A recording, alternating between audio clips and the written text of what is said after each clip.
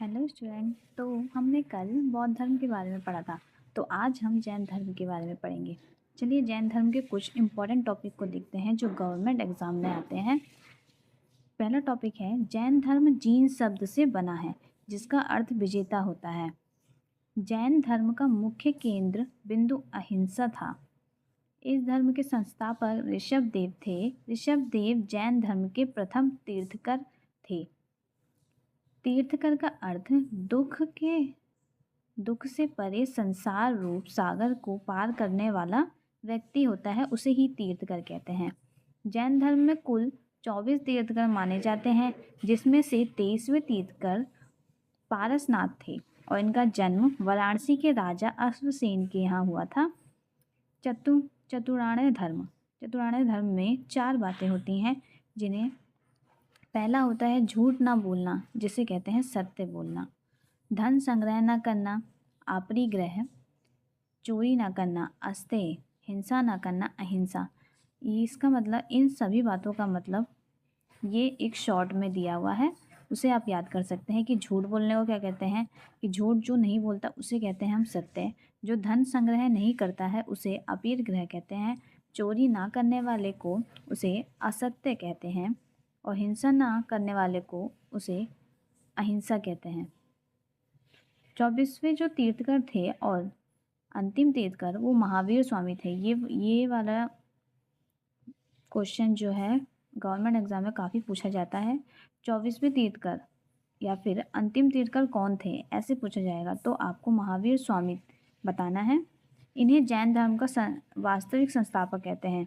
हमने जो पहले पढ़ा कि ऋषभ देव थे संस्थापक जैन धर्म के, लेकिन वास्तविक जो इन्हें माना जाता है वो महावीर स्वामी हैं।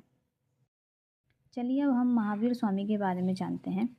महावीर स्वामी का नाम बचपन का वर्धमान था और इनके पिता सिद्धार्थ थे जो ज्ञातक कुल के राजा थे और इनकी माँ त्रिशिला थी जो लिच्छवी नरेश चेतक की बहन थी।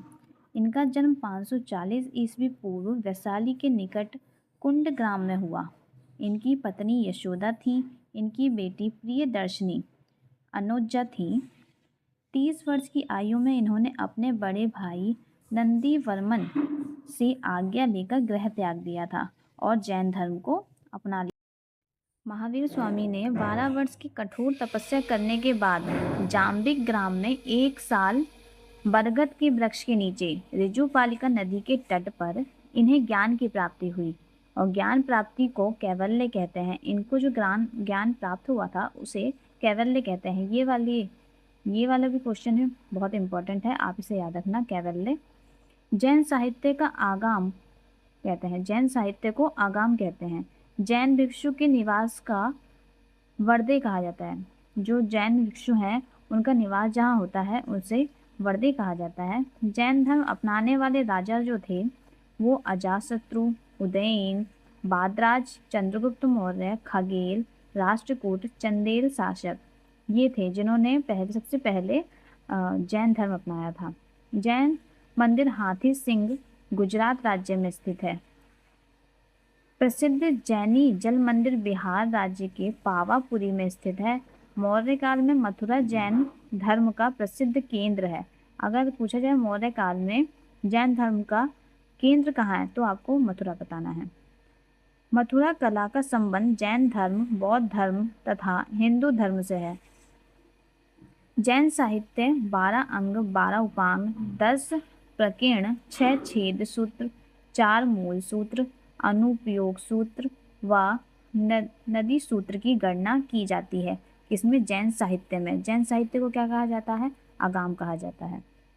श्वेतांबर एवं दिगंबर में अंतर। श्वेतांबर और दिगंबर भी जैन धर्म से ही संबंधित है। ये 2 भागों में थे जिन्हें इसमें से श्वेतांबर और दिगंबर थे। और उसके पहले हम श्वेतांबर के बारे में और दिगंबर के बारे में बारी बारी से पढ़ेंगे। श्वेतांबर में जो संस्थापक थे उसको स्थूलभद्र कहते थे और दिगंबर के जो संस्थापक थे उन्हें भद्रबाहु कहते थे। श्वेतांबर में श्वेत वस्त्र पहनने की नीति थी और दिगंबर में निवस्त्र रहने की नीति थी। श्वेतांबर में महिलाओं को मोक्ष मिल सकता था और दिगंबर में महिलाओं को मोक्ष नहीं मिल सकता था, इन्हें महिलाओं को मोक्ष मिलने की आज्ञा नहीं थी। और श्वेतांबर में 19वें तीर्थकर मल्लीनाथ महिला थी और इसमें मल्लीनाथ पुरुष थे। इसके अनुसार महावीर स्वामी विवाहित थे और दिगंबर के अनुसार महावीर स्वामी अविवाहित थे। महावीर स्वामी 24वें जो तीर्थकर थे वो। ये जैन साहित्य को मानते थे, सिर्फ भद्रबाहु की शिक्षा को मानते थे। ये जो दिगंबर थे वो जो इनके संस्थापक थे उनकी ही जो शिक्षा थी उन्हें ही मानते थे और जैन धर्म साहित्य को मानते थे। श्वेतांबर वाले जैन साहित्य को मानते थे। जैन धर्म के विनाश के कारण, जैन धर्म में जो विनाश हुआ उसके कारण यह है, पहले तो उनकी जो भाषा थी वो बहुत कठिन थी। इनकी भाषा प्राकृत भाषा थी और उनके बहुत ही ज़्यादा कठोर नियम थे। महिलाओं को सम्मान नहीं दिया जाता था। राजाओं का संरक्षण ना प्राप्त होना, मतलब राजाओं को संरक्षण नहीं प्राप्त नहीं था।